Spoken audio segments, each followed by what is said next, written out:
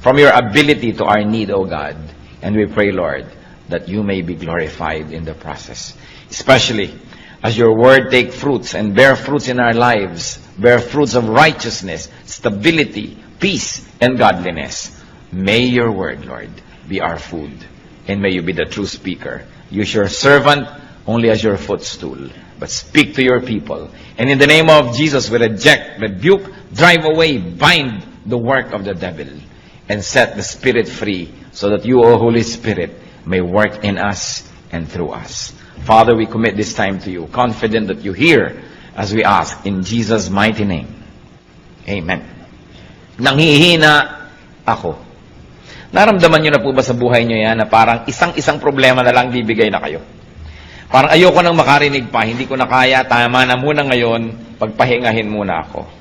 Kumisa ng mga problema dumarating sunod-sunod, ang panghihina sunod-sunod, nakaka-demoralize, may sakit ka na kumisan, wala ka pang pera, tapos pinagtaksilang ka pa ng iyong kabiyak, sunod-sunod, mo nanghihina ako. O kaya ang dating ng temptation, hindi mapatid-patid, nanghihina na tayo, gusto na nating bumigay. Or you might be discouraged, disillusioned, ang lahat ng effect niyan, panghihina. Magkakamag-anak po ang mga feelings na nagbibigay nitong weakness na ito sa ating puso. But ito ay isang kasinungalingan. Because Jesus is strength and power. Kaya ang mga anak niya ay dapat nabubuhay sa victory, sa strength, sa power. What do people say? People say, I'm afraid.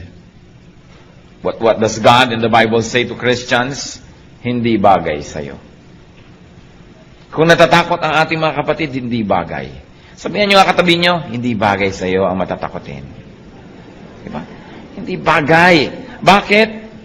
John 14:27, do not let your hearts be troubled and do not be afraid.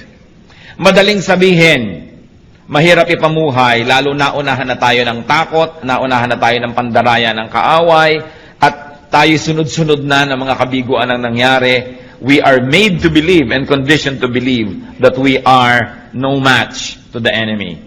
Indeed, we are no match, but the Lord is. Our victor is our champion who has already won the battle for us. 2 Timothy 1:7, for God did not give us a spirit of timidity, but a spirit of power, of love, and of self-discipline. Yan ang ibinibigay sa atin ng Diyos, spirit of power. Kaya masasabi natin, hindi bagay sa'yo. Kahit mga kapatid, tayo manalamin, nanghihina tayo halimbawa, manalamin kasi mo, anak ka ng Diyos, hindi bagay sa'yo. Sapagkat ang mga anak ng Diyos, kailangan kamukha ng Diyos. Kasi kamukha nga tayo dapat ng Diyos, kawangis, lalong-lalo sa ating kalooban. So, brothers and sisters, discipline yourself not to be afraid. It is a matter of habit. Natatakot tayo sa darating, natatakot tayo sa sakit, natatakot tayo sa pagtanda, natatakot sa kamatayan, etc., etc. At kamag-anak po niyan, yung sinasabi mo lagi, I'm worried and frustrated. It's part of being afraid and it's part of being weak. I'm worried. Ano po ang sagot ng Panginoon dyan? You're worried? Cast your cares on me. Cast your cares on me. 1 Peter 5:7, cast all your anxiety on Him because He cares for you. Di po ba kumisan meron tayong panghihina ng loob, may pamamroblema, pero pag nakahinga tayo sa ating kapalagayang loob, kay kapatid, kay kamag-anak, kay ibigan, lumalakas-lakas ang ating loob. Pero kumisan hindi natin kailangan makipag-date pa, mag-lunch tayo, magkape tayo para lumakas ang loob natin kasi ang Panginoon is only a prayer away. And through prayer, we can cast all anxieties and cares on the Lord. So kung meron tayong problema, isumbong mo sa Diyos. Nakatutulong kung minsan na may napagsusumbong-sumbongan tayong kapwa-tao, pero tayong nahihinga-hingahan, pero huwag yung magiging kapalit nung tayo na nanalangin at lumalapit sa Diyos. Another complaint of people tungkol sa panghihina, mahina daw ang isip, I am not wise enough. But the Lord answers, I give you wisdom. Huwag kang lagi nagdadahilan na hindi ako marunong sapagkat nagbibigay ang Diyos ng kaalaman. 1 Corinthians 1:30, Christ Jesus has become for us wisdom from God. Of course, once more, it has a specific meaning, but its general meaning is that we can have wisdom through the Lord. Learn. Hindi dapat lagi nating sinasabi, hindi kasi ako marunong. Kung mga 1 buwan na nating sinasabi yan, 1 taon, 10 taon, tama na yun. We've got to learn. At kakambal niyang, I'm not wise enough. Ano pong laging maririnig mo sa mga tao? I don't know what to do. Pero ano pong sinasabi ng Biblia at ano sinasabi ng Panginoon dyan? I know. I will guide you. Proverbs 3, 5-6. Trust in the Lord with all your heart and lean not on your own understanding. In all your ways, acknowledge Him, and He will make your path straight. So, magtiwala sa Panginoon, huwag sa sarili. Huwag sumandal sa sarili lamang kaalaman, sapagkat maaaring yan ay only half-truth, half-lie, or a full lie, or a distorted truth. Sabi, in all your ways, acknowledge Him. Pag hindi po tayo sang-ayon sa kalooban, sa sinasabi, sa turo ng Diyos, doubt your scholarship, but do not doubt God. At kung tayo po ay hindi sang-ayon sa Diyos, siya ang ating sundin kasi siya yung Diyos at siya yung tunay na marunong. It is important to acknowledge our lack of wisdom and then seek God's wisdom. Ano po ang sabi ng mga tao doon sa mga, wala kasi akong alam, clueless ako, wala talaga akong alam dyan sa mga bagay na yan? Anong sagot sa atin ng Panginoon niya? Ask me, and I can give you discernment. Kaya yung panalangin sa Psalm 119, verse 1-5, I am your servant, give me discernment. So humihingi ng discernment to know right from wrong. Knowledge po, madali naman yan na makolekta kasi information lang yan But what do you do with knowledge? How do you apply knowledge? Then that becomes wisdom. Paano natin papakinabangan yung alam natin na informasyon? Kaya some people only become more and more knowledgeable, but it doesn't make them wiser. Kaya hindi ko mo edukado, marunong sa buhay. Kahit marami kong isang degrees, marami lang alam na information, pero hindi alam i-apply sa buhay yon, walang wisdom. Marami naman hindi nakapag-aral, pero talagang wise. Pag pinakinggan mo, daig pa ang nag-aral. Kasi magkaiba naman yung knowledge sa wisdom. But wisdom God can give, and discernment God can give. Kaya sa Psalm 119, 1-5, I am your servant, give me discernment. Pero may kondisyon, I am your servant. Ibig sabihin, ako po yung lingkod nyo, sumusunod sa inyo, napapasakop sa inyo, bigyan nyo ako ng kakayahan na makilala ang tama sa mali, because error often comes dressed as truth. Siyempre, yung kasinungalingan, dapat dumating yan na nakabihis na siya ay katotohanan para makapandaya. Alangan mang dumating ang kasinungalingan na hubad, di alam yung kasinungalingan yon. Kaya nakakapandaya. Dapat may discernment. At yan ay nahihingi. Ask God for discernment. Sa pagbabago po ng ating buhay, sa pagbabago ng ating pananaw, importanteng magbago muna ang ating isip at paraan ng ating pag-iisip. Kaya sabi sa Romans 12:2, be transformed by the renewing of your mind. Then you will be able to test and approve what God's will is. His good, pleasing, and perfect will. Yan ang kagustuhan ng Panginoon, tayo mabago. At wala pong nagbabago hanggang hindi mo na nababago ang paraan ng kanyang pag-iisip. Kaya ang ating isip ay pinapakain natin ng karunungan na nagmumula sa Diyos. At pagkatapos hinihingan natin ang pagpapala na yung karunungan na yun ay madilig at maging wisdom, maging applied knowledge. Kakambal ding reklamo ng mga tao dyan sa I'm not wise enough, hindi ako marunong. Yung nga iba excuse na yun Sa karunungan nga nila, nagkukunwa-kunwang di marunong para hindi maging responsible, para hindi mo asahan at huwag masisi. But the Bible says you can be wise. Hindi bagay sa mga anak ng Diyos ang hindi wise. Dapat ang mga anak ng Diyos ay wise. James 1:5, if any one of you lacks wisdom, he should ask God, who gives generously to all without finding fault, and it will be given to him. Nagbibigay pala ng wisdom ang Diyos. So kung wala kang wisdom, either hindi ka humingi o tinatanggihan mo yung binibigay ng Diyos. Pero kung tayo humihingi at handa tayong tanggapin yun, magkakaroon tayo nun. So we can learn to have wisdom. We can ask for such. And then we can be strong, because to be wise is to be strong. Isa pa pong reklamo sa panghihina, sabihin iba, mahina ang desisyon ko. I don't know what to do. But the Bible says, the Spirit of the Word of God says, I can guide you. Pati nga sa sasabihin ng mga disciples, sabi ng Espiritu ng Diyos, tuturuan ko kayo ng sasabihin.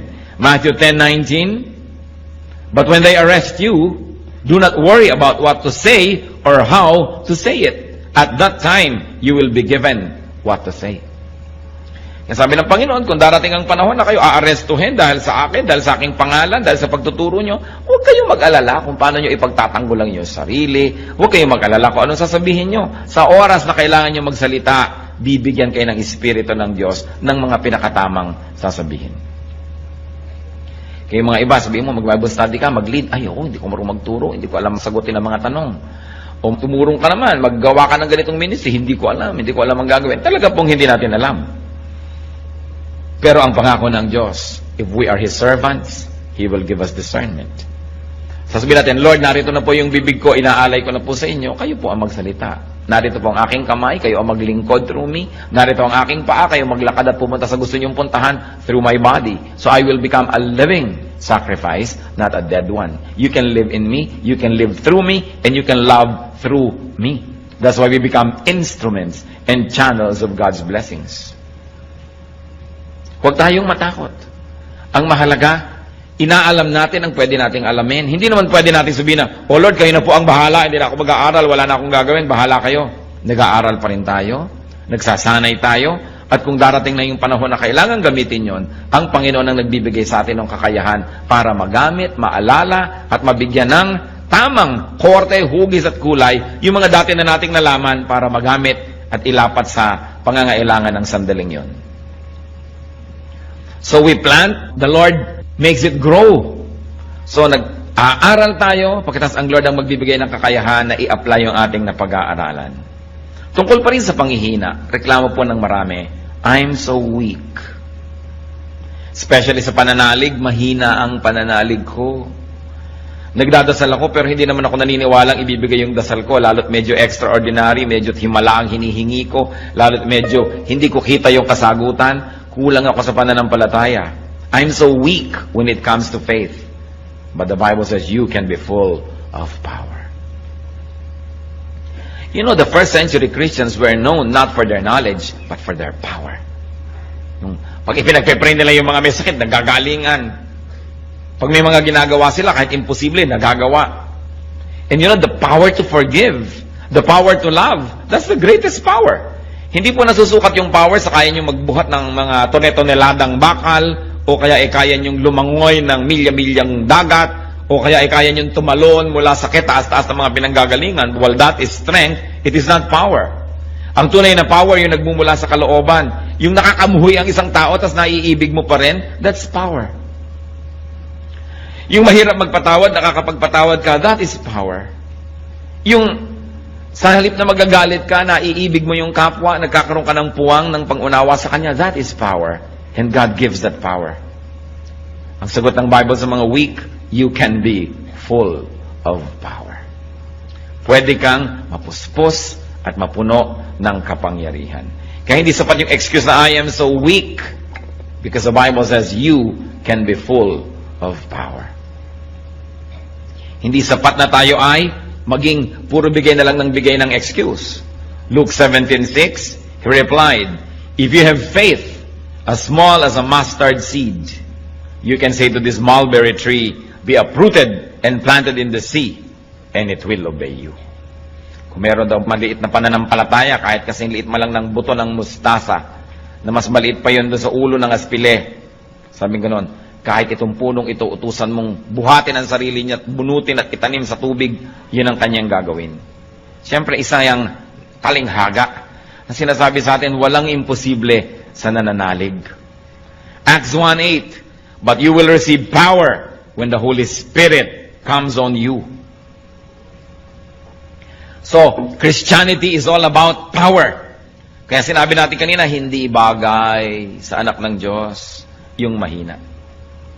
Nanghihina ka man kapatid, dapat sandaling-sandali lang para lang hangin na dumaan, pero hindi dapat ang tagal-tagal. Bakit? Sapagkat naaalala natin kung sino tayo. Tayo yung mga Kristiyano. Naaalala natin kung sino ang tumataguyod sa atin, si Kristo. Naaalala natin kung ano ang nagawa niya at nagagawa at patuloy na gagawin, lumalakas tayo. Kaya hindi bagay sa mga anak ng Diyos ang pinanghihinaan ng loob ng matagal.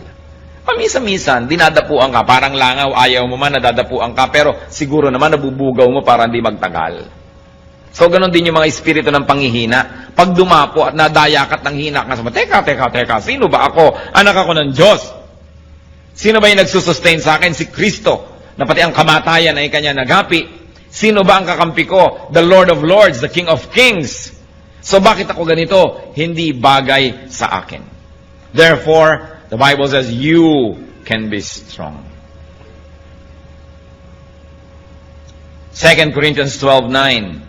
But he said to me, my grace is sufficient for you. Church, read aloud. For my power is made perfect in weakness. Therefore, I will boast all the more gladly about my weaknesses, so that Christ's power may rest on me. Ano sabi ni Lord? My grace is sufficient for you.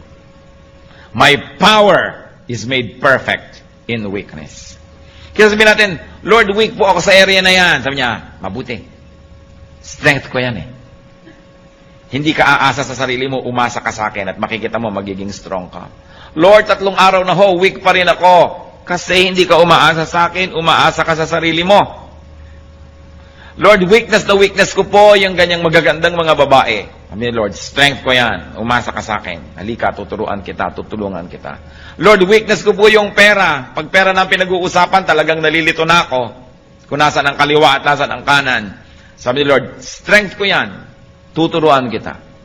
Lord, weakness ko po yung magalit. Pagka napoprovoke ako, talagang napakadali kong magalit. Strength ko yan. Makinig ka sa akin, sumunod ka sa akin. Kung yung mga weaknesses po natin, papayagan natin ang Panginoon, doon ay kumilos at punuin yon. Yun ang magiging strength natin. Kaya sinabi, when I am weak, then I am strong. Kung yung weakness ko, isusuko ko sa Diyos. Alam nyo kung bakit nagkakandagi-giba ang buhay natin? Dahil sa weakness? Yung weakness, isinusuko kay Satanas. Weakness ko ang pera, tapos sabi ni Satanas, etong pera, sunod ka na agad. Kaya nasisira.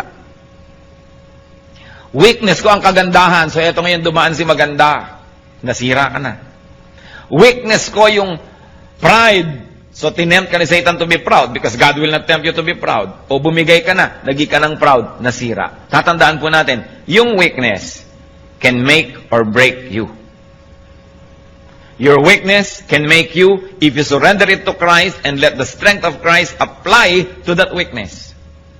But your weakness can break you if you surrender it to Satan. Kaya nangyayari po yan kung minsan, o may mga hihinang ngipin, o yung ipinagawa at ipinaayos sa magaling na dentista, yun ang pinakamalakas. Kasi na-ministeran Kung minsan may mahihina ka sa iba't ibang subject sa school. Kung saan ka nagpa-tutor at nagpaturo, yun ang nagiging strength mo. Kasi pinayagan mo na yung strength ng iba, malagay dun sa area of your weakness. That's why if the strength of God is applied to our weaknesses, then we become very strong. Kaya yung po mga mahina, sabihin natin, then I'm strong. I can be strong through Christ. Kaya ang sinasabi dyan, I can do everything through Christ who gives me strength. Weakness makes room for God's power. Hindi ba ganun din yung mag-asawa? O masakit ang pakiramdam ko ngayon, mahina ang katawan ko, ikaw mag-drive. O yung isang nagda-drive. Where I am weak, you are strong. And because I relied on your strength, my weakness became strength. Mahina ako magkwenta, ikaw magkwenta kasi magaling ka sa math. So dahil in-acknowledge mo yung weakness mo, hinayaan mo yung strength ng iba na pumasok sa area na yon, naging strength tuloy. Mahina ako sa pagdisiplina sa mga anak natin, ikaw nga magdisiplina, susuportahan kita, nagiging strength. So ano po ang weakness nyo, kapatid? Ibigay nyo sa Panginoon, magiging strength. Kaya sinabi natin, hindi bagay na mahina ang isang Kristiyano. At tungkol din sa panghihina, pagreklamo ng marami, lanta na ako. No more energy. Hindi ko na kaya, pagod na ako sa pagtuturo, pagod na ako sa ministry, pagod na ako sa pagpapakabanal, pagod na ako sa pagiging mabuti. Mahina na ang katawan ko, mahina na ang espiritu ko. But the Bible says, you can be refreshed. John 4:14. But whoever drinks the water I give him will never thirst. Indeed, the water I give him will become in him a spring of water welling up to eternal life. Sabi ng Panginoon, nauuhaw ka? Dito ka uminom. Ang ipapainom ko sa'yo, pag ininom mo, di ka na mauuhaw uli. Pero Lord, bakit lagi na lang ako nauuhaw? Hindi ka sa akin umiinom. Kasi ang sinabi, pag uminom ka sa aking bukal, hindi ka na mauuhaw muli eh. Pero bakit lagi na lang uhaw ng uhaw yung marami? Lagi na lang lungkot na lungkot, samantala ang Panginoon ay kasiyahan. Lagi na lang takot na takot, samantala ang Panginoon ay stability and security, because we really do not let the power of Christ rule our lives. Kaya ang sabi sa Psalm 1, verses 1 to 3, Blessed is the man who does not walk in the counsel of the wicked, or stand in the way of sinners, or sit in the seat of mockers. He is like a tree planted by streams of water, which yields its fruit in season, and whose leaf does not wither. Whatever he does prospers. So ano man daw ang ginagawa nung tunay na nakasausaw ang kanyang ugat doon sa batis ng Panginoon, kahit anong ginagawa niya ay nagiging mabunga. So paano natin malalaman kung hindi tayo nakasausaw sa batis ng Panginoon? Hindi tayo mabunga. Baliktarin nyo lang. Kasi pagka nakasausaw ka daw, mabunga ka, hindi ka mabunga, di ibig sabihin hindi ka nakasausaw. Hindi po, lagi naman ako sa church. Hindi ibig sabihin, no, nakasausaw na tayo sa tunay na salita ng Diyos. Palabasan naman ako ng Bible, ang dami ko alam na verses. It doesn't follow that we are already godly and we are really drawing strength from the Lord. Kailangan talaga tunay, hindi pakitang tao, hindi panglabas, at hindi pangimbabaw lamang. Lalaliman natin. So, ang mga anak ng Diyos, hindi bagay na lalanta. O ba't ganyan ang itsura mo? Lumong-lumo na ako eh. Pagod na pagod ako sa kabutihan. Teka, hindi bagay yan sa'yo. Hindi ka dapat nalalanta ng ganyan. Baka hindi ka planted by streams of water. Akala mo lang. Kaya kailangan lagi tayong nagre-renew ng ating relationship with the Lord. Lagi tayong nagre-renew ng ating kabanalan, humihingi ng tawad sa ating mga kasalanan, nag-aaral ang mga salita ng Diyos at patuloy na humihingi ng karunungan kung paano i-apply yon.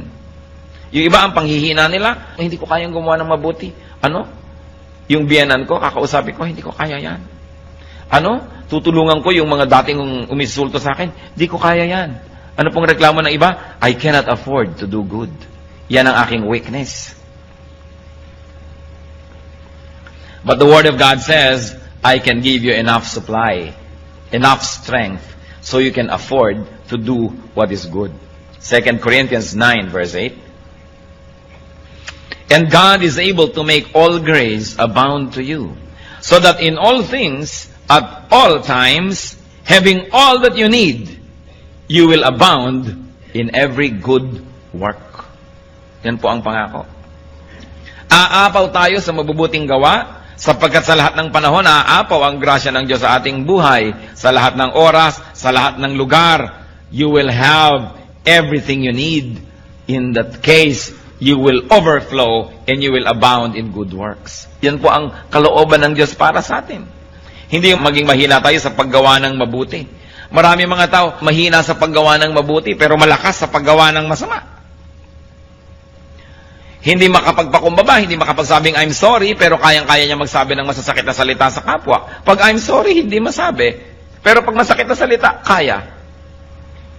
Pag act of kindness, kayang gawin. Sinasagot-sagot yung magulang, kayang-kaya. Pero pagka gusto ng yung magulang ihalikan o yakapin, hindi magawa-gawa. Nahihirapan ng loob pag gagawa ng mabuti. Pero gagawa ng mali, malakas ang loob.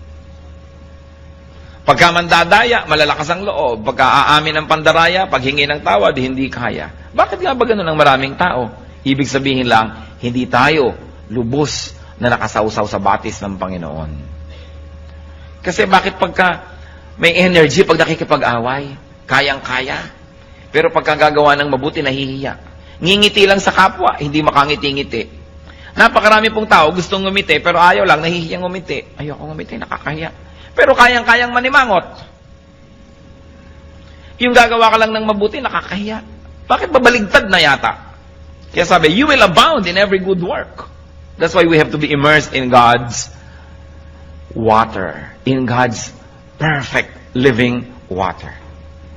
Yung iba po, anong panghihina? Sabi na, huwag na tayo mag-Bible, huwag tayo mag-Christian. Kahit naman mabuti tayo ngayon, next week, babalik din tayo sa dati. Hindi rin natin kayang i-maintain yan. Yan ang reklamo ng iba. I am weak. I cannot maintain a holy lifestyle. I cannot be holy enough. Yan po ang reklamo ng iba. Sobra akong mahina, hindi ko rin naman kayang i-maintain, huwag na lang umpisahan. But the Lord says, I will help you. Yan ang kanyang pangako. You say you cannot maintain a holy lifestyle, I cannot be holy enough. The Lord says, I will help you. Philippians 1:6, being confident of this, that He who began a good work in you will carry it on to completion until the day of Christ Jesus. Siya na nag-umpisa at kasama mo sa pag-uumpisa ng pagiging mabuti at paggawa ng mabuti at pagbabagong loob, siya ang tutulong sa iyo na makumpleto yan, mabuo yan hanggang sa pagbabalik ni Kristo. Kaya hindi bagay sa Kristiyano yung mahina sa kabanalan, pero sa kasalanan, malakas. Nababaligtad. At meron pa nagsasabi, I cannot stand up. Mahina ako sa pagtayo, mahina ako sa paninindigan sa buhay. But the Word of God says, I can enable you. Hindi mo kayang tumayo, pero kaya kitang tulungan na tumayo at manatiling nakatayo. Romans 14:4, who are you to judge someone else's servant? To his own master he stands or fall, and he will stand, for the Lord is able to make him stand. Kaya daw nating tumindig sapagkat ang Panginoon ang magbibigay sa atin ng kakayanan. Kaya kaya rin nating manindigan. Weakness, ano po bang ibig sabihin yan? Pag sinasabi nating nangihina ako, merong mga nangyari na sunod-sunod, kaya nakarating tayo sa ganong estado ng panghihina. At isa lang po, ang pinagmumula ng panghihina, yung pag-asa sa sarili lamang. Weakness comes from dependence on yourself alone. Because if you depend on God, your weakness will translate into strength. Pag tayo'y umaasa sa Diyos, ang kahinaan nagiging kalakasan. Where we are weak, we become strong. So mga kapatid, isa lang po itong simpleng analysis. When you are weak, it means you are depending on yourself. Or you are depending on other people. That's why you are weak. Because the moment you depend on God, and you let God do His mighty will, then your weakness becomes strength. Hindi natin sisisihin ng Diyos. Bakit po mahina ako dito? Pinapabayaan niyo na yata ako. Sabi niya, where you are weak, you will become strong. But you've got to do it my way. You've got to give me space. You've got to let me do what I'm good at doing. And that is to restore you, to strengthen you. But remember, God gave us free will. How you use that free will make or break you. Saan po ba tayo mahina? Tayo na lang nakakaalam. Alam ng Diyos. Huwag naman ninyong gawing kahinaan yan last year, kahinaan pa ngayon, kahinaan pa next year. What is important is that we are changed from glory to glory. That we become Christ-like. More and more Christ-like. That we do not become sinless, but we sin less and less and less. Na hindi tayo lagi nagtatago sa likod ng mga excuses na ganyan talaga ako, tanggapin mo na lang kung ganyan. Yun talaga ako, sapagkat hindi good enough yung ganun lang talaga. Kailangan magbago ng magbago. At binibigyan naman tayo ng Panginoon ng kapangyarihang magbago. One of the noblest way, most sublime way to worship God is to be more and more like Him. Mabuti yung pag-awit, mabuti yung offering, mabuti yung pagsayaw sa Panginoon, mabuti yung pagtugtog, pag-worship. Pero isa po sa mga pinakamalalalim na paraan ng pagsamba, yung tayo'y lalo nang maging kawangis ng ating Diyos. That is one of the best ways to please the Lord. Di ba kung magulang ka, kamukha mo yung anak mo, tuwang-tuwa ka. Di ba? Kamukha ko ang anak ko. So gusto ng Diyos, makita niya na kamukha tayo. Kaya manalamin nga tayo at magtanong, teka, kamukha ka ba ng Diyos? Anong ginagawa ng mga sungay-sungay dyan? Di ba? Alis-alisin yung mga yan. Ang mga kalikaliskis na yan, alis-alisin kasi hindi kaya kamukha ng Diyos. Kaya dapat tayo nagtatanggal ng mga hindi dapat. Lalong-lalo yung mga weaknesses. Alam niyo po yung weaknesses, it's only in the mind. Nakita niyo yung mga pag may biglang sunog. Ano nangyayari kahit buong refrigerator nabubuhat eh. Pero pag tapos na yung sunog, 3 na yung nagbubuhat, di pa maibalik-balik yan. Kasi alam nyo yung inisip mo, kailangan ko itong gawin, nagkakaroon ng pagbabago sa iyong katawan, sa iyong buong pagkataon na nagagawa mo yung dapat gawin. Kung sunog lang yon, nagkakaroon tayo ng lakas. Di lalo na kung alam natin that this is a spiritual warfare, that we must win. Meron tayong lakas, lalo't ipinangako ng Diyos, I will never leave you, I will never forsake you. So niya, cast all your cares upon Him, for He cares for you. And when you are weak, you will become strong. What you must do is to allow the Lord to enter that weak area and do His will. Huwag tayong tumanggi. Huwag tayong makialam sa Diyos. Sumuko na lang tayo. Kaya ano-ano po ba yung mga areas na yan? Kung tayo nang hihina, remember, dahil umaasa tayo sa sarili lamang. Sapagkat kung umaasa tayo sa Diyos, we are planted by living waters. Our leaves do not wither. We bear fruits in season. Sabi niya, I'll give you living water and you will thirst no more. Yet why do many of us thirst in various areas of our lives? We thirst in our emotional life, in our intellectual life. We thirst here and there. We long for what we should not be longing for. Sometimes we become jealous and covetous and mainggitin pa at kung ano-ano. It means that we are not letting the Lord work in our weakness. Isang inaalagaan pa natin yung weakness na yun na, alam mo naman, weakness ko, dapat pinapansin ako. Talaga pag hindi ako napapansin, nagagalit ako. At yung hindi ka mapapansin, nagagalit-galitan ka pa at dinadagdagan mo pa. Dahil sasabihin mo, ako ito, kailangan bilhin mong ako ito. No, we should be changed. Be changed by the renewing of your mind. Ang kagustuhan kasi natin kumisan, paikutin ang buong planeta, mag-adjust sa atin. Yung tuwang-tuwa tayong, huy, talagang pag nakakakita ng pula yan, nagagalit, kaya huwag ka magpapakita ng pula. Talagang pagka nai-ignore yan, nagagalit, kaya papansinin mo lagi. Lalo tayong bine-baby ng mundo, lalo lamang lumalaki yung loob natin sa ating mga kalikuan. Kaya pag alam natin, mali ako dito, Lord, I surrender this weakness to you. Turn it into strength. And I know that the Lord will do it because God said it. And if God said it, then it must be true. Hindi pwede na nabubuhay tayo sa weakness. Gustong-gusto ni Satan yung naniniwala kang weak ka eh. Kasi yung kaya mong gawin, hindi mo na ginagawa, nakumbinsi ka na hindi mo kaya. Alam niyo si Satan, pipigilin niya una na masave ka. Pipigilin niya na ipanganak ka muli, na magkaroon ka ng panibagong buhay. Pag di niya napigil yon, at di naman niya kayang pigilin, kung gugustuhin ng may katawan, di niya mapipigil. Pag di niya napigil yon, ang susunod niyang pipigilin, lumago ka sa pananampalataya. Pipigilin niya yan. Kukumbinsihin ka niya, hindi talagang maramdamin ka, dapat unawain ng mga taong maramdamin ka. Hindi talagang itong weakness mo, hayaan mo nang, yan ay i-maintain mo na, kasi konti lang naman ang weakness mo, dapat weakness mo na talaga yan, tanggapin na lang nila yan. Yan ang mga pandaraya ng kaaway para huwag tayo mag-grow. Sapagkat ang tao, pag ipinanganak na muli, dapat ka namang lumago at mag-mature.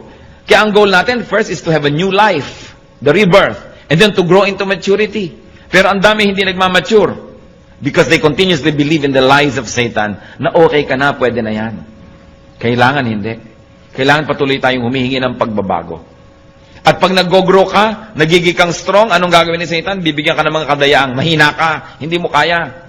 Masakit ang katawan mo ngayon, meron kang sakit sa bato, meron kang diabetes o mahina ka. Kaya tuloy, idadamay na niya yung pati lakas ng loob mo, espiritu mo, panghihinain ka na sa lahat ng area. Wala kang pera, hindi mo kayang gawin yan. Ang weakness mo, wala kang pera. Bakit? May pera ba yung mga apostles? May pera ba si Kristo? May pera ba sila nun? Ang dami nilang nagawa. May wala kang ganito, wala kang ganyan. Puro pandamaya. Ang ibig sabihin lang, mahina ka, mahina ka, mahina ka. Ikaw naman naniwala na, mahina nga ako. Kaya siya ngayon, nakaka-take over. But when you do not give Satan the space, he will never have space. That's why the Bible says, resist the devil and he will flee from you. Just resist. You don't have to fight.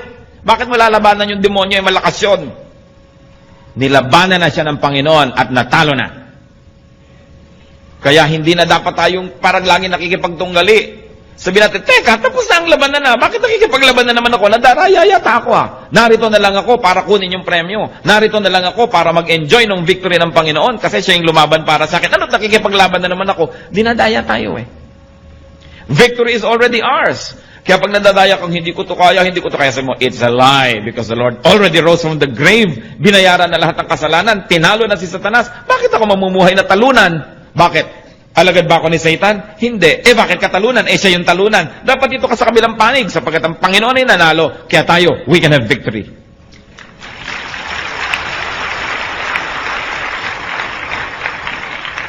Malaking bagay po kumisan yung naaalala mo kung sino ka.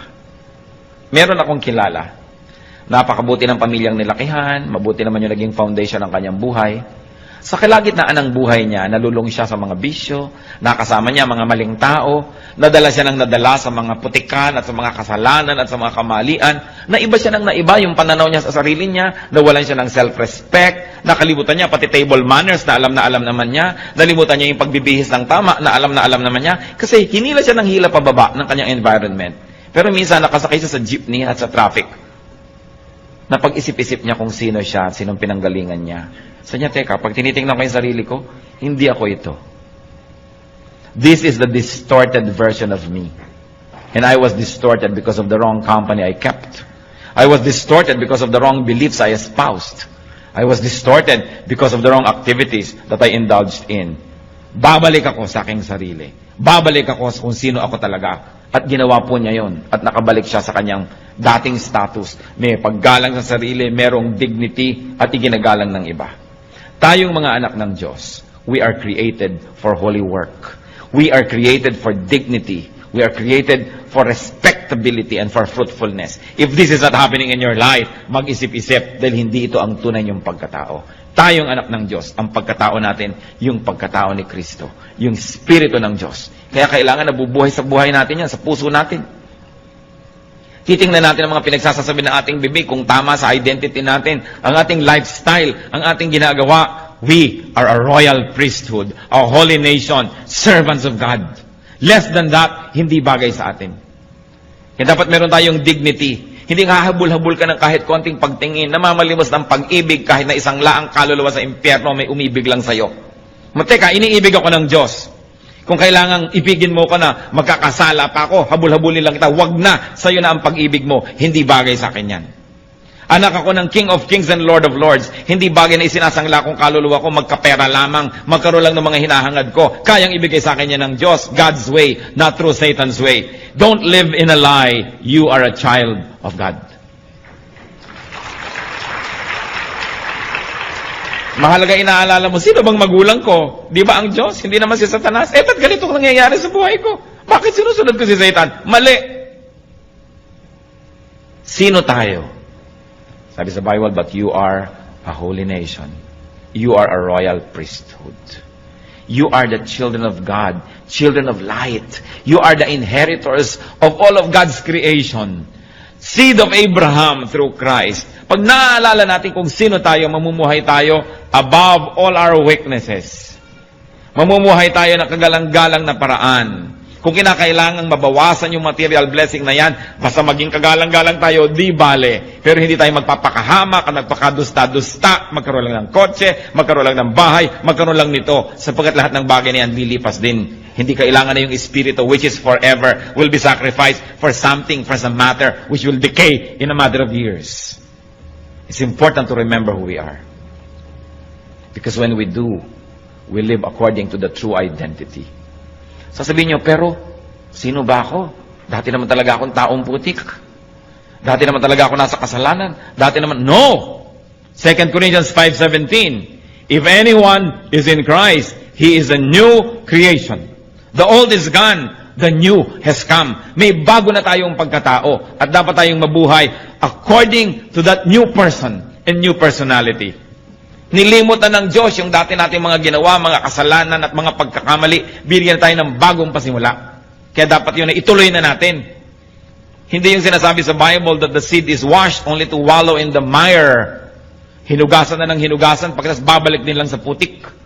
Nahugasan na tayo, panindigan natin. At hindi tayo dapat magpabalik-balik sa mga kamalian. Huwag kayong magpapadaya that you are weak. Because in Christ, we can do everything. Through faith, we can do anything. Weakness means dependence on oneself. Strength comes from dependence on Jesus. Kaya kung nangihina, alam natin yon, umaasa sa sarili. Bakit pinanghihinaan ng loob? Ang dami kong gagastusin, wala akong pera sa bulsa. Umaasa ka sa sarili mo.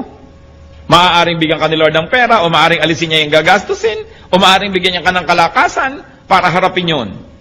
Naku, ano kaya ang gagawin ko pagtanda ko? Paano yan? Wala akong savings, wala yata ako na ipon. Umaasa ka sa sarili. Kung umaasa ka sa Panginoon, lalakasan yung loob. Hindi ko yata kayang lutasin ang problema ng pamilya ko. Kasi umaasa ka sa sarili. Sabi natin, Lord, nandito ang pamilya ko. Ipinangako nyo, hindi nyo ako papabayaan. Ipakita nyo sa akin kung paano kayo kumikilos at nang makaka-cooperate ako, makasunod ako, nang masolve ito. Pero oras na humiram tayo ng kasangkapan from Satan to solve our problems, na-solve ng konti, pero ang laki ng bayad, lalong mas malaking problema ang kasunod. Parang meron na nga kayong problema, mangungutang pa kayo sa 5-6 para bayaran. Mamaya, mas malaki pa rin yung utang nyo. Ang ending, nagkalubog-lubog kayo lalo. Kasi hindi dapat yun ang solusyon Merong gumawa sa inyo ng mali, gagawan nyo rin ng mali para malutas. Ngayon, gagantihan kayo ng anak nun, yung anak niya gaganti naman. Hindi na natapos-tapos. Kung gusto natin na solve na mga problema natin, wag na wag kayong hihiram ng tool ni Satan. Kung yung kotse nyo may sira, kailangan nyo ng gamit, inaabot ni Satan yung gamit para ang ganda-ganda, bagong-bago, pwede ba sabihin, ayoko. Itong solusyon. Galing sa'yo, ayoko. Kahit kamay ko, o ngipin ko, o gilagid ko, ipampihit ng tornilyong ito, hindi ako hihiram na screwdriver sa'yo. Diba? Dahil si Satan ka Hindi ka naman mabuti Hindi ka naman mabait. Sabi ni Lord, you come only to steal, kill, and destroy. Ano't inaabutan mo ako ngayon? Alangan namang love mo ko. Daya yan. Pag kinuha ko yan, may bayad. Wag na. Huwag kayong hihiram ng tool ni Satan dahil lalo niya kayong ilulubog. Yung mga iba dyan, misis, pinagtaksila ng asawa, pastor, kaya magtataksil na rin ho ako. Bakit? Hihiram ka na kay Satan. Gumiram yung asawa mo ng ganong tool. Yun naman ang ibabalik mo sa kanya. Di pareho na lang kayo ngayon. Lalo ka nang nawala ng pag-asang maahon-ahon dyan. Dati kalahati lang ng inyong partnership ang nasa dilim. Ngayon pareho na. Di lumubog ka lalo. Huwag hihiram kay Satan. Pag nanghihina tayo, palakasin lang ang loob, kaya Satan hihiram. Wag na wag. He comes only to steal, to kill, and to destroy. Hindi niya kayo mahal. Kaya huwag kayong padadaya, natatanggap ng anything, kasi may bayad yon. Umasa sa Panginoon. Ang sabi niya, I will never leave you. I will never forsake you. At si Jesus, hindi sinungaling. God is only a prayer away. Kung ano man yung mga weaknesses natin na yan. Weakness ng ating personality, weakness ng ating espiritu, weakness ng ating katawan, weakness ng ating pag-iisip. God is our strength. At sabi niya, cast all your cares upon me, for I care for you. Aming Diyos, kami po'y lumalapit. Nilalapit na aming puso na kumisa na dinadalaw ng panghihina. Kadalasan ay nadadaya na rin ng mga kahinaan. Kayo na nakababatid ng kalagayan ng bawat isa. Kayo na nakakakita ng puso namin, Panginoon. Inihahain po namin ang puso namin sa inyo. Hinihingi namin, pakalinisin ninyo. Salain ninyo ang mga kasinungalingan na tinanggap nito at alisin nyo po sa aming puso. At puspusin nyo kami ng espiritu nyo. Espiritu ng kapangyarihan, ng kaliwanagan, ng kabanalan. Lord, hubaran mo po ng mga balat kayo ang mga ginagawa ng kaaway at nang makita namin na ito'y masama. Unmask the work of the devil so that we may recognize it for what it is. And give us the wisdom to know your work apart from the work of the evil one. Huwag na huwag kaming hihiram ng tools from Satan, Panginoon. At sa mga kahinaan namin ito, alam nyo ito, kayong lumikha sa amin. Di pa man kami sinisilang, nasilayan nyo na kami sa sinapupunan ng aming mga ina. At alam nyo, Panginoon, ang mga kahinaan namin. And we ask you, Lord, like empty cups, we fill our hearts to you. Fill our cups with your strength. Fill our hearts with your power. Palitan mo ang mga kahinaan namin ng kalakasan mo, O Panginoong Jesus. At itinataboy namin ang anumang hinihiram namin kalakasang huwad galing kay Satan. In the name of Jesus, we reject all things that we have mistakenly borrowed from the evil one. All methodologies, all tools from Satan, we reject and rebuke in the name of Jesus. At Lord, kami nagbibihis ng iyong pong kapangyarihan. Clothe us with your strength. We are the people of strength because we are your people.